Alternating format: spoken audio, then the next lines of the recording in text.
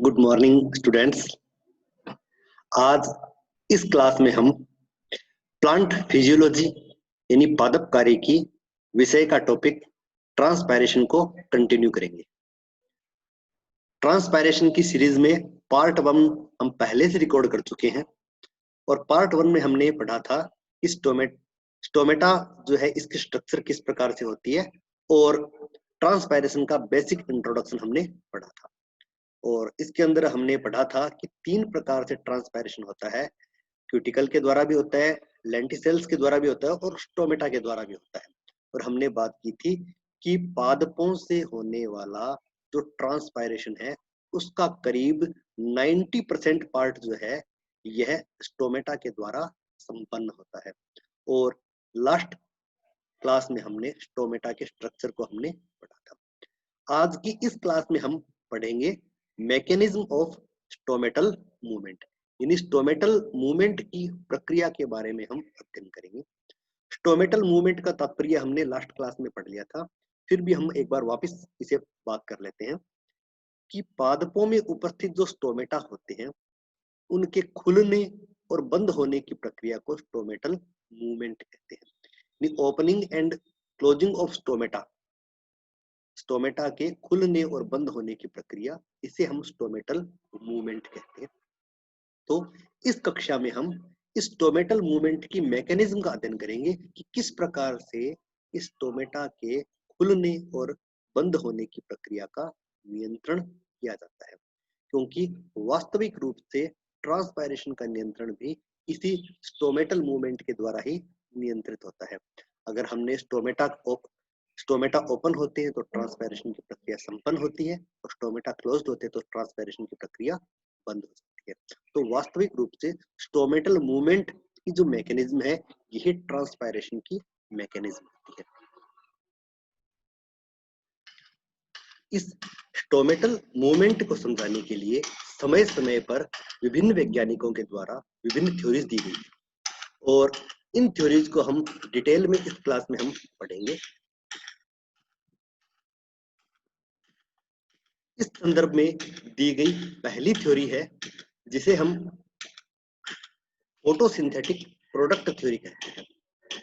Photosynthetic product का theory का मतलब होता है प्रकाश संश्लेषण की प्रक्रिया से बने हुए उत्पाद, इनके द्वारा जब स्टोमेटल मूवमेंट का नियंत्रण किया जाता है तो उसे हम फोटोसिंथेटिक प्रोडक्ट थ्योरी कहते हैं।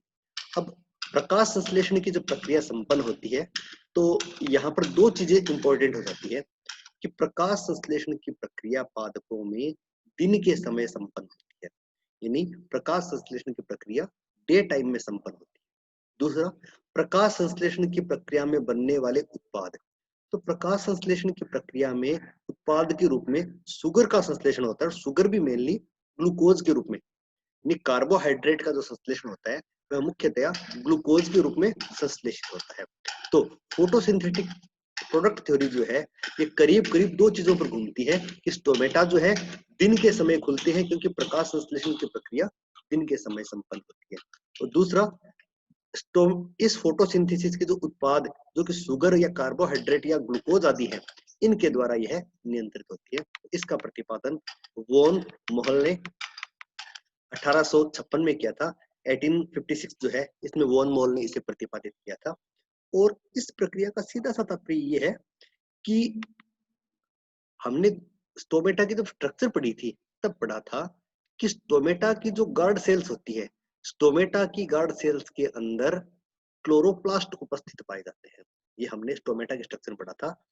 बाकी जो एपिडर्मिस की कोशिकाएं हैं इनमें किसी में क्लोरोप्लास्ट उपस्थित नहीं है, लेकिन इस स्टोमेटा की जो गार्ड सेल्स है इसमें क्लोरोप्लास्ट उपस्थित पाए जाते हैं। तो दिन के समय क्या होता है, दिन के समय सूर्य के प्रकाश की उपस्थिति में इन गार्ड सेल्स की कोशिकाओं के अंदर फोटोसिंथेसिस की प्रक्रिया संपन्न, और जब प्रकाश संश्लेषण होता है तो प्रकाश संश्लेषण के दौरान इन कोशिकाओं के अंदर कार्बोहाइड्रेट, जिनमें प्रमुख रूप से ग्लूकोज का संश्लेषण होता है, और जैसे ही इसमें कार्बोहाइड्रेट ग्लूकोज का संश्लेषण होगा धीरे धीरे ये गार्ड सेल्स जो है इसके अंदर ग्लूकोज की मात्रा बढ़ने से गार्ड सेल के कोशिका द्रव्य का सांद्रता जो है यह बढ़ने लग जाती है। तो ग्लूकोज की मात्रा बढ़ने से गार्ड सेल्स के अंदर उपस्थित कोशिका द्रव्य जो है इसकी सांद्रता एपिडर्मल कोशिकाओं से अधिक हो जाती है, और इन दोनों कोशिकाओं के अंदर सांद्रता में अंतर की वजह से इन गार्ड सेल्स का परासरण दाब जो है इन एपिडर्मल सेल्स की तुलना में अधिक हो जाता है। और जैसे ही इसका परासरण दाब बढ़ता है, ऑस्मोटिक प्रेशर, ओपी का मतलब होता है ऑस्मोटिक प्रेशर, तो गार्ड सेल का ऑस्मोटिक प्रेशर जो है ये बढ़ जाता है। ऑस्मोटिक प्रेशर बढ़ने से इन गार्ड सेल्स के अंदर एंडोस्मोसिस होता है, यानी अंतः परासरण की प्रक्रिया संपन्न होती है, और अंतः परासरण के दौरान ये एपिडर्मल सेल्स है इनसे पानी जो है यह परासरण की प्रक्रिया के द्वारा गार्ड सेल्स में प्रवेश करता है, और धीरे धीरे गार्ड सेल्स जो है इसके अंदर पानी की मात्रा बढ़ने से गार्ड सेल जो है स्फीत अवस्था में आ जाती है, फुल्ली टर्जिड कंडीशन में आ जाती है। और जब स्फीत अवस्था में आ जाती है तब, चूंकि हमने स्ट्रक्चर में पढ़ा था, इसकी बाह्य भित्ति जो है पतली होती है, और जो पोर की तरफ वाली भित्ति जो है अपेक्षाकृत रूप से मोटी होती है। तो इसलिए इसमें भित्ति पर दबाव जो बनता है ये अनइक्वल प्रकार का दबाव बनता है, क्योंकि लचीली भित्ति है तो ये ज्यादा तेजी से बाहर की तरफ फैलती है, जबकि ये भित्ति जो है अंदर वाली भित्ति चूंकि मोटी है तो यह फैल नहीं पाती, मोटी भित्ति में फैलाव कम होता है, जबकि इस पतली भित्ति में फैलाव अधिक होता है, इसलिए कोशिका जो है ये बाहर की तरफ जो है ये मूवमेंट होता है, और इससे स्टोमेटा जो है ये ओपन हो जाते हैं।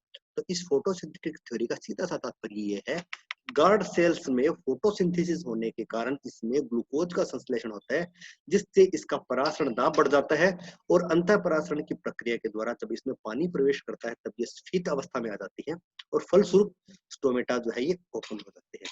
जबकि रात्रि के समय चूंकि प्रकाश संश्लेषण ही नहीं होता है, तो प्रकाश संश्लेषण की अनुपस्थिति में ग्लूकोज नहीं बनता है, और स्टोमेटा जो है ये बंद हो जाते हैं, क्योंकि बिना ग्लूकोज की उपस्थिति में गार्ड सेल्स का ऑस्मोटिक प्रेशर जो है सामान्य से कम हो जाता है, और कोशिकाएं जो है शिथिल अवस्था में, फ्लेक्सिड कंडीशन में जाती हैं, और गार्ड सेल जैसे ही फ्लेक्सिड अवस्था में आती है स्टोमेटा जो है ये बंद हो जाते हैं।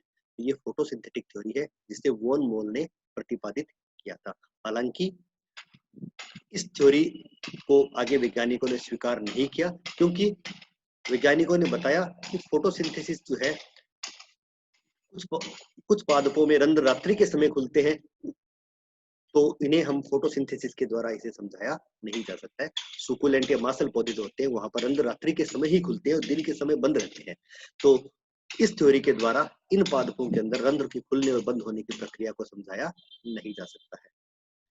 दूसरी थ्योरी है इस संबंध में, जिसे स्टार्च सुगर कन्वर्जन थ्योरी कहते हैं। यानी स्टार्च का सुगर में और सुगर का स्टार्च में जो इंटर कन्वर्जन होता है, यह इंटर कन्वर्जन जो है यही स्टोमेटा के खुलने और बंद होने की प्रक्रिया को नियंत्रित करता है। तो इस स्टार्च सुगर कन्वर्जन थ्योरी को समय समय पर विभिन्न वैज्ञानिकों ने इसे समझाने का अपने अपने हिसाब से प्रयास किया, और अपने अपने हिसाब से उन्होंने रीजन बताया कि स्टार्च जो है किससे बनता है और सुगर किस प्रकार से बनता है और कैसे इनका इंटर कन्वर्जन होता है, और इनकी इंटर कन्वर्जन से स्टोमेटा जो है इसके ऊपर क्या प्रभाव देखने को मिलता है, इसे समय समय पर विभिन्न वैज्ञानिकों ने बताने का प्रयास किया। तो पहला वैज्ञानिक हम लेते हैं जिसे हम लॉयड कहते हैं। लॉयड ने 1908 में सर्वप्रथम बताया कि स्टार्च जो है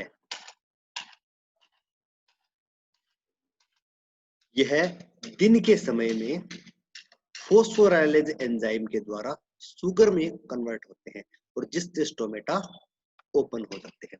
यानी जो दिन का समय होता है उसमें फोस्फोराइलेज एंजाइम जो है ये सक्रिय होता है और स्टार्च के अणुओं को विखंडित करता है, जिससे स्टार्च के अणु सुगर में परिवर्तित होते हैं।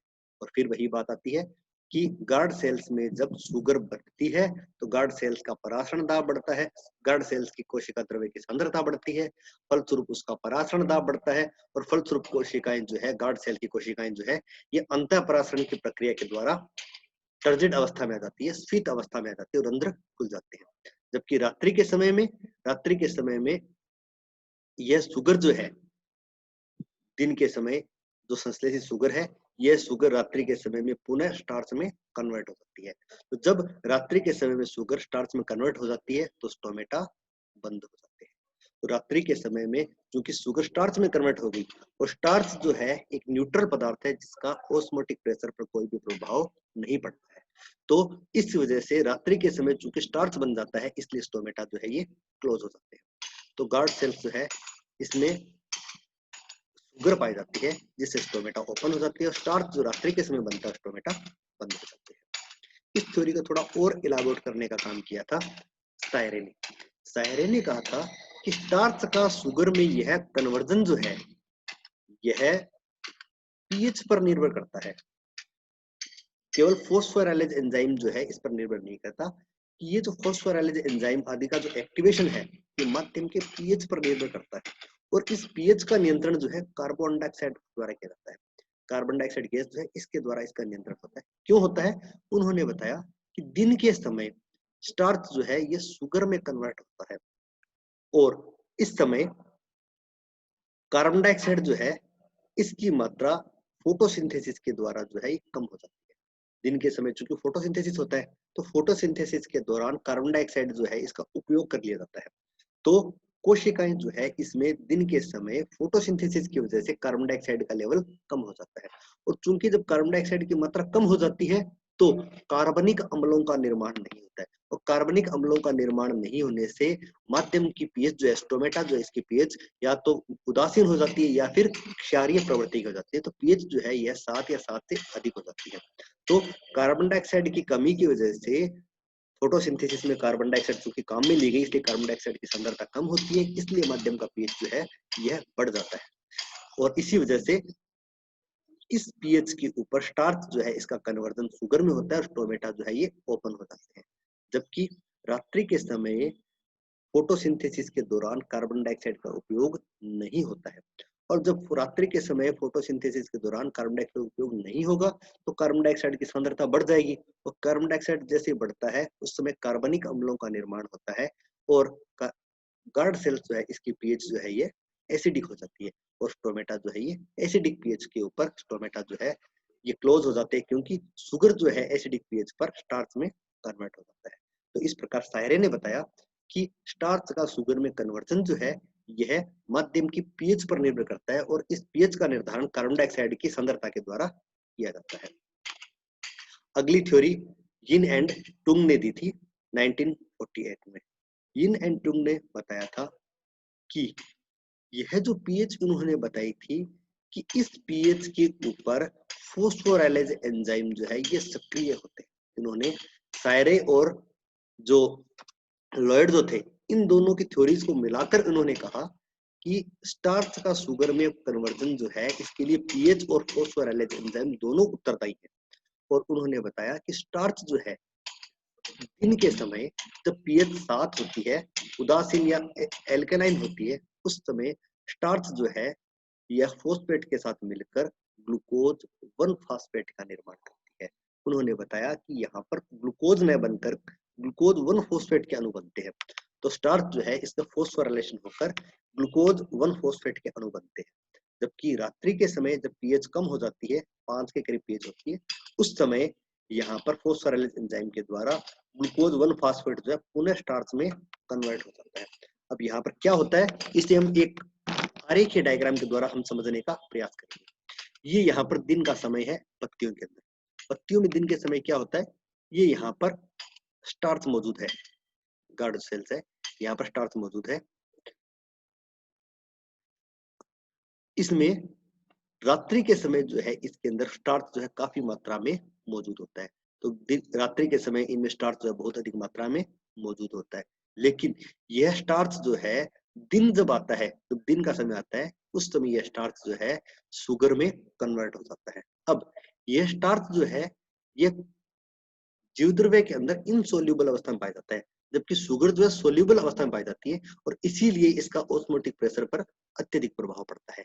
लेकिन स्टार्च का शुगर में यह कन्वर्जन है, यह क्यों होता है? क्योंकि दिन के समय गार्ड सेल में रेस्पिरेशन जो है ये कम हो जाता है, और फोटोसिंथेसिस जो है इसकी तुलना में बढ़ जाता है।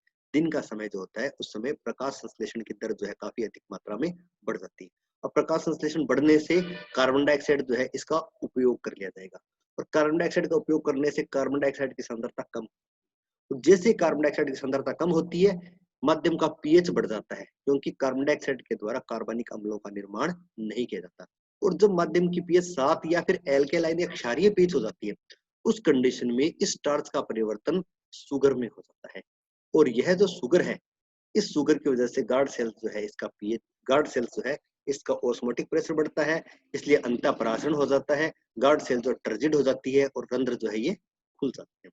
ये दिन के समय रंध्र के खुलने को यिन एंड टुंग ने समझाया था। अब रात्रि के समय क्या होता है? रात्रि के समय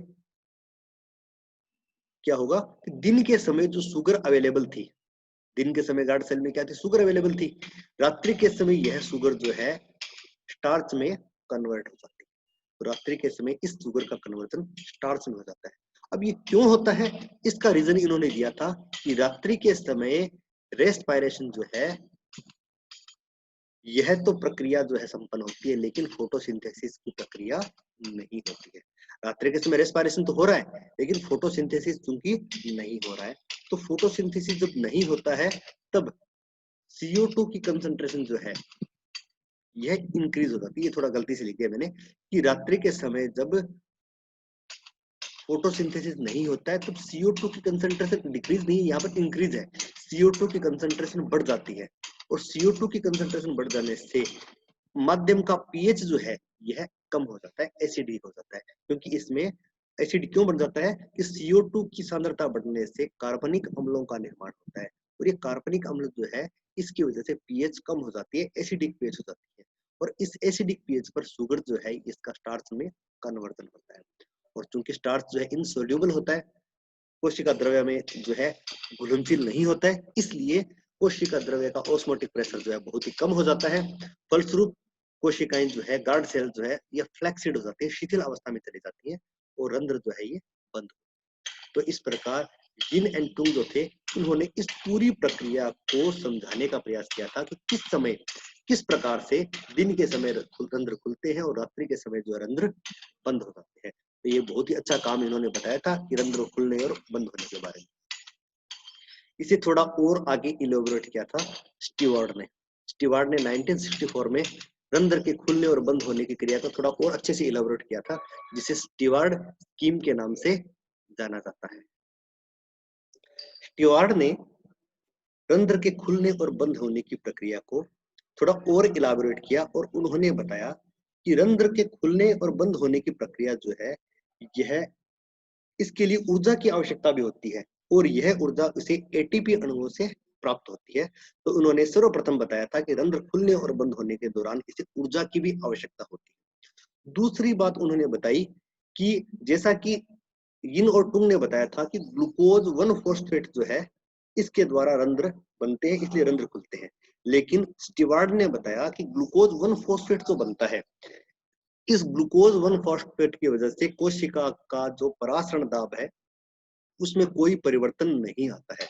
वास्तव में जब ग्लूकोज 1 फॉस्फेट से ग्लूकोज जो बनता है उसी समय कोशिका के अंदर परासरण दाब में परिवर्तन होता है, परासरण दाब बढ़ता है और अंतःपरासरण की प्रक्रिया संपन्न होती है। तो यहाँ पर देखिएगा किस प्रकार से उन्होंने बताया था।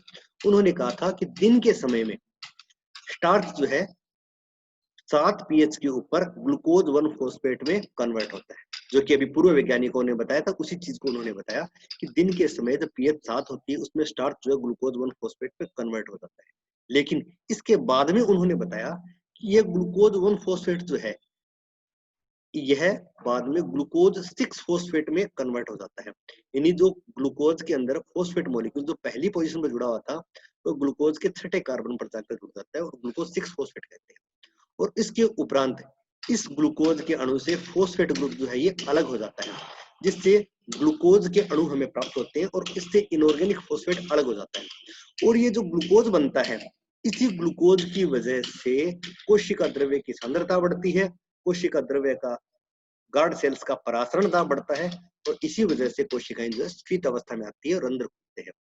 जबकि रात्रि के समय ये ग्लूकोज के अणु पुनः इनऑर्गेनिक फॉस्फेट से मिलते हैं और ग्लूकोज 1 फॉस्फेट का निर्माण करते हैं। लेकिन इस प्रक्रिया के दौरान ये एटीपी ऊर्जा का प्रयोग करते हैं और रंध्र जो है ये बंद होने के लिए ग्लूकोज 1 फॉस्फेट का निर्माण होता है और यह ग्लूकोज फॉस्फेट जब पीएच 5 होती है तब स्टार्च में बदल जाता है। अर्थात इन्होंने दो चीजें बताई हैं। पहली चीज ग्लूकोज 1 फोस्फेट जो है ये ग्लूकोज में परिवर्तित होता है और इसी वजह से रंध्र खुलते हैं। और रंध्र के बंद होने के लिए एटीपी अणु का ऊर्जा का उपयोग होता है और फलस्वरूप ग्लूकोज 1 फोस्फेट का निर्माण होता है। इसे हम पुनः देख लेते हैं स्टोमेटा क्यों ओपन हो रहे हैं। कि ये जो ग्लूकोज 1 फोस्फेट बना है, इस ग्लूकोज 1 फोस्फेट का कन्वर्जन ग्लूकोज 6 फोस्फेट में म्यूटेज एंजाइम के द्वारा किया जाता है। और ग्लूकोज 6 फोस्फेट जो है ये ग्लूकोज और इनऑर्गेनिक फोस्फेट में डिसोसिएट होता है। और ये जो ग्लूकोज बनता है, इसी की वजह से गार्ड सेल्स जो है, जीसी का मतलब गार्ड सेल, इसकी कंसंट्रेशन बढ़ती है और फलस्वरूप इसमें पानी जो है प्रवेश करता है। गार्ड सेल्स जो है स्फीत अवस्था में आ जाती है और रंध्र खुल जाते हैं। जबकि जब रंध्र बंद होते हैं उस समय ये ग्लूकोज के अणु एटीपी ऊर्जा का प्रयोग करके ग्लूकोज 1 फोस्फेट का निर्माण करते हैं, जो कि पुनः स्टार्च का निर्माण कर लेते हैं और स्टोमेटा बंद हो जाते हैं। ये स्टीवार्ड की जो स्कीम थी, इसने 2 पॉइंट्स पर यहाँ पर बताया था कि पहली चीज ग्लूकोज बनता है, दूसरी चीज यहाँ पर एटीपी ऊर्जा का प्रयोग होता है। तो ये हमने कुछ थ्योरीज पढ़ी है जो स्टार्च शुगर कन्वर्जन थ्योरीज हैं। हालांकि बाद में इस थ्योरी के ऊपर भी जो है विवाद हो गया और बताया गया कि वास्तव में स्टार्च और शुगर जो है यही इस चीज का कारण नहीं, स्टोमेटा खुलने और बंद होने का। इसके पीछे कुछ अन्य कारण भी रिस्पॉन्सिबल है, क्योंकि बाद में देखा गया कि दिन के समय कुछ मैलिक अम्ल आदि बनते हैं, कुछ पोटेशियम आयन की कंसंट्रेशन में परिवर्तन होता है। तो ऐसी कुछ चीजें देखी गई और बताया गया कि किस प्रकार से इस प्रक्रिया पर नियंत्रण किया जाता है। तो अगली और सर्वमान्य जो थ्योरी दी गई थी उसे पोटेशियम आयन ट्रांसपोर्ट या पोटेशियम पंप थ्योरी कहते हैं। इसे कीमो ऑस्मोटिक थ्योरी भी कहते हैं। कई नाम है इसके, कि पोटेशियम आयन ट्रांसपोर्ट थ्योरी है, पोटेशियम पंप थ्योरी है, कीमो ऑस्मोटिक थ्योरी है, कई नाम है इसके। और इस थ्योरी का प्रतिपादन किया था फ्यूजनो ने। फ्यूजनो ने इस थ्योरी के बारे में बताया था और वास्तव में इस थ्योरी को इलाबोरेट किया था, समझाने का प्रयास जो किया था लेविट एंड रस्के ने 1975 में किया था। और उन्होंने बताया था यह एक एक्टिव मैकेनिज्म है, जिसमें एक्टिव मैकेनिज्म से तात्पर्य इसमें एटीपी एनर्जी का इसमें प्रयोग होता है। तो इसलिए यह एक प्रकार से एक्टिव मैकेनिज्म है। प्लस इसमें पोटेशियम आयन जो है इसका ट्रांसपोर्ट बहुत ही महत्वपूर्ण है। तो इस थ्योरी के अंदर फ्यूजनो लेविट आदि ने अच्छे से इलाबोरेट करके बताया था कि ये एक्टिव मैकेनिज्म है जिसमें एटीपी अणु का एनर्जी का उपयोग होता है और पोटेशियम आयन जो है इसमें एक बहुत ही महत्वपूर्ण भूमिका निभाते हैं। और कैसे होता है इसे हम छोटे से डायग्राम के द्वारा हम समझने का प्रयास करेंगे, जो हालांकि छोटा सा डायग्राम है ये, लेकिन देखने में यह छोटा सा दिख रहा है लेकिन वास्तव में बहुत ही टिपिकल प्रोसेस होती है। यहाँ पर क्या होता है, सर्वप्रथम ये हमने गार्ड सेल का डायग्राम लिया है। ये गार्ड सेल है, यहाँ पर मौजूद है। यह इस गार्ड सेल के अंदर उपस्थित वैक्यूल है। इस डायग्राम को सबसे पहले समझना आवश्यक है कि ये हमने बाहर जो मेम्ब्रेन बनाई है ये गार्ड सेल है और अंदर जो बनाई है ये गार्ड सेल के अंदर उपस्थित वैक्यूल है। तो इस पूरी अभिक्रिया को समझने के लिए हमें गार्ड सेल के स्ट्रक्चर और वैक्यूल के बारे में जानना हमें आवश्यक है। अब होता क्या है कि जब रंध्र खुलते हैं उस समय क्या होता है, यहाँ पर भी स्टार्च सबसे इंपॉर्टेंट है।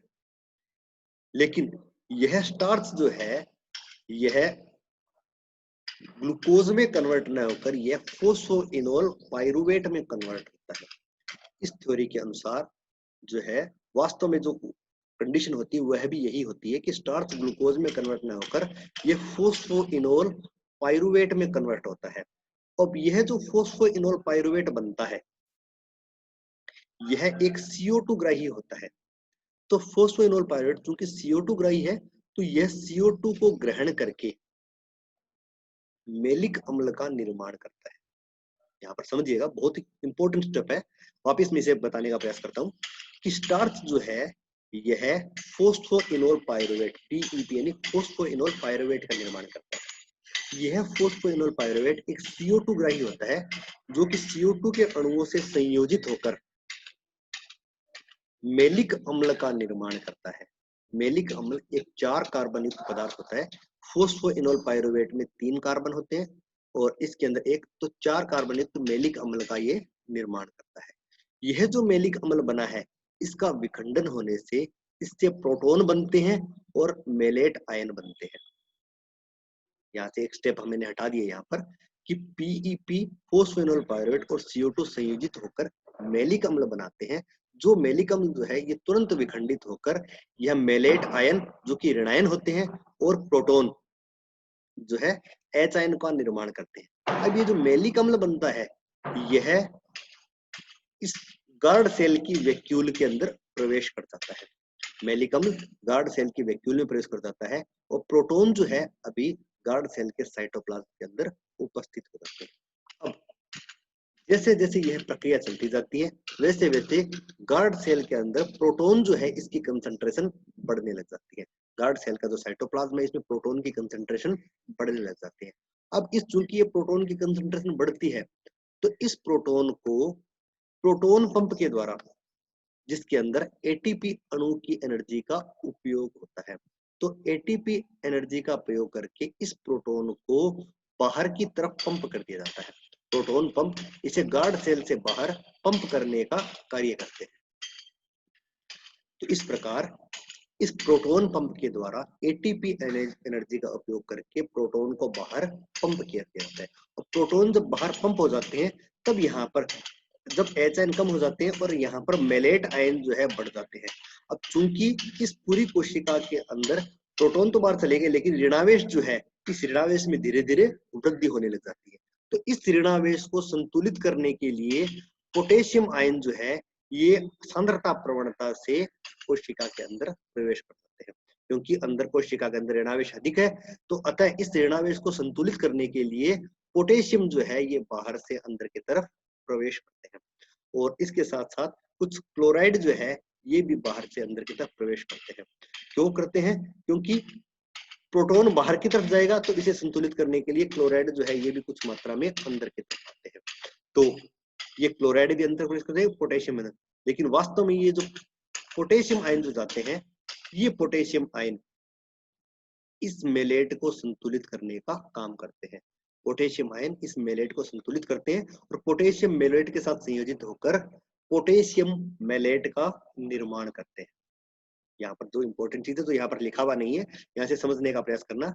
ये जो पोटेशियम आयन जो कि H आयन के बाहर जाने पर सांद्रता प्रवणता के कारण आते हैं, ये पोटेशियम आयन मेलेट के साथ मिलकर पोटेशियम मेलेट का निर्माण करते हैं। और वास्तव में ये पोटेशियम मेलेट जब वैक्यूल के अंदर इसकी मात्रा बढ़ती है तो पोटेशियम मेलेट की मात्रा बढ़ने से इस वैक्यूल के अंदर जो उपस्थित जो सेल शेप है इसकी सांद्रता अत्यधिक तेजी से बढ़ जाती है। और जब पोटेशियम मेलेट की वजह से इसकी सांद्रता बढ़ती है तो इस कोशिका का परासरण दाब अत्यधिक मात्रा में बढ़ जाता है। और इसी वजह से कोशिका का जब परासरण दाब बढ़ता है तो इस कोशिका सेल के अंदर एंडोस्मोसिस होता है और पानी जो है बाह्य माध्यम से कोशिका के अंदर प्रवेश करता है। और जब गार्ड सेल्स में पानी प्रवेश करता है तब गार्ड सेल की कोशिकाएं स्फीत अवस्था में आ जाती है और रंध्र खुल जाते हैं। तो यहाँ पर हमने देखा कि रंध्र जो खुलते हैं प्रक्रिया वही है कि रंध्र खुलने के लिए गार्ड सेल का ऑस्मोटिक प्रेशर बढ़ता है, गार्ड सेल की सांद्रता बढ़ती है और पानी प्रवेश करता है। लेकिन अब यहाँ पर कारण जो है, कारण ग्लूकोज नहीं है। पीछे आपने थ्योरीज पढ़ी थी तब हमने पढ़ा था कि ग्लूकोज की सांद्रता बढ़ने की वजह से जो है गार्ड सेल का परासरण दाब बढ़ता है। लेकिन यहाँ पर हमने देखा कि पोटेशियम मेलेट जो है, पोटेशियम मेलेट की वजह से गार्ड सेल्स की सांद्रता बढ़ती है और इसी वजह से इसका ऑस्मोटिक प्रेशर बढ़ता है और कोशिका के अंदर परासरण दाब बढ़ने से एंडोस्मोसिस होता है, पानी प्रवेश करता है और रंध्र खुलते हैं। तो ये प्रक्रिया जो है इसे हम पोटेशियम पंप थ्योरी कहते हैं। क्योंकि जब एक्टिव है, एक्टिव इसलिए क्योंकि प्रोटॉन को बाहर एटीपी एनर्जी का प्रयोग करके प्रोटॉन को बाहर पंप किया जाता है। पोटेशियम आयन का क्या रोल है? सांद्रता प्रवणता के कारण पोटेशियम अंदर प्रवेश करते हैं और ये पोटेशियम जो है मेलेट के साथ मिलकर पोटेशियम मेलेट बनाते हैं और पोटेशियम मेलेट की वजह से गार्ड सेल के सांद्रता में वृद्धि होती है और कोशिका का ऑस्मोटिक प्रेशर बढ़ता है। तो रंध्र के खुलने के लिए जो इंपॉर्टेंट चीज है वह है पोटेशियम मेलेट का निर्माण, जिसकी वजह से सांद्रता बढ़ती है। दूसरी इंपॉर्टेंट चीज है कि प्रोटॉन को जब बाहर पंप किया जाता है, एटीपी एनर्जी के द्वारा पंप किया जाता है, तब पोटेशियम आयन जो है कोशिका में प्रवेश करते हैं और वास्तव में तो पोटेशियम आयन जो है यही जो है इस रंध्रों के खुलने और बंद होने की प्रक्रिया को नियंत्रित करते हैं। तो इसे हम कीमोओस्मोटिक थ्योरी भी कह रहे हैं क्योंकि इसके अंदर कुछ ओस्मोसिस और केमिकल्स ये मिलकर दोनों जो है साथ में काम करते हैं। ये एक्टिव ट्रांसपोर्ट थ्योरी है। इसे हम इस डायग्राम के द्वारा पुनः समझने का प्रयास करेंगे। ये गार्ड सेल है, जो हमें गार्ड सेल हमें अच्छे से दिखाई दे रही है। इस गार्ड सेल में दिन के समय में क्या होता है, इसे दूसरे डायग्राम के द्वारा हम देखने का हम प्रयास कर रहे हैं। यहाँ पर क्या होता है कि क्लोरोप्लास्ट जो है, क्लोरोप्लास्ट के द्वारा ग्लूकोज का संश्लेषण होता है और ग्लूकोज बनाता है फोस्फोइनोल पायरुवेट। इस फोस्फोइनोल पायरुवेट का ओरिजिन दो तरीके से होता है। पहला जो हमने भी पहले वाले डायग्राम में देखा था, स्टार्च जो है इसके विखंडन से फोस्फोइनोल पायरुवेट बनता है। दूसरा हमने देखा कि क्लोरोप्लास्ट में जो ग्लूकोज संश्लेषित होता है, इस ग्लूकोज के संश्लेषित होने से फोटोसिंथेसिस के दौरान भी फोस्फोइनोल पायरुवेट बनता है। तो पायरुवेट जो है दो तरीके से बनता है, स्टार्च से भी बन सकता है और दूसरा फोटोसिंथेसिस के द्वारा भी इसका संश्लेषित हो सकता है। तो जो हम कहते हैं कि दिन के समय रंध्र खुलते हैं, तो दिन के समय रंध्र इसलिए खुलते हैं क्योंकि क्लोरोप्लास्ट जो है, इस क्लोरोप्लास्ट के द्वारा ग्लूकोज बनता है और जो कि फोस्फोइनोल में पायरुवेट होता है। और कुछ पादपों में रात्रि के समय भी खुलते हैं क्योंकि स्टार्च जो है इसके विखंडन से जो फोस्फोइनोल पायरुवेट बनता है वो आ जाता है। अब यह फोस्फोइनोल पायरुवेट CO2 से संयोजित होकर बनाता है मेलिक अम्ल बनाता है। और यह मेलिक अम्ल, जैसे कि हम पहले बात करते, यह मेलिक अम्ल मेलेट, रेनाइन और प्रोटोन के अंदर कन्वर्ट होता है। और ये जो प्रोटोन बनते हैं, ये एटीपी अणु की एनर्जी का प्रयोग करके कोशिका से बाहर पंप कर दिए जाते हैं और इसे संतुलित करने के लिए पोटेशियम आयन जो है कोशिका में प्रवेश करते हैं। अब ये मेलेट और पोटेशियम आयन दोनों ही कहाँ चले जाते हैं, प्लांट की जो गार्ड सेल होती है, गार्ड सेल की वैक्यूल में चले जाते हैं और वैक्यूल के अंदर ये पोटेशियम मेलेट का निर्माण करते हैं। और इसी पोटेशियम मेलेट के कारण इस गार्ड सेल की सांद्रता बहुत बढ़ जाती है, ऑस्मोटिक प्रेशर बढ़ जाता है और पानी अंदर प्रवेश करता है और जिसकी वजह से रंध्र जो है ये ओपन हो जाते हैं। यहाँ पर मैंने लिखा भी है कि यहाँ पर पोटेशियम और क्लोराइड से आयनिक कंसंट्रेशन जो बहुत ही बढ़ जाती है और इसी वजह से जो है ऑस्मोटिक प्रेशर के मान में वृद्धि होती है। पोटेशियम डायरेक्ट नहीं है, पोटेशियम मेलेट के साथ है और क्लोराइड, तो पोटेशियम मेलेट और क्लोराइड ये जो है इसकी वजह से ऑस्मोटिक प्रेशर में मान में वृद्धि होती है, जिससे वाटर पोटेंशियल बढ़ता है और गार्ड सेल्स जो है इसमें पानी अंदर प्रवेश करता है और कोशिकाएं गार्ड सेल टर्जिड हो जाती है और अंदर ओपन हो जाते हैं। जबकि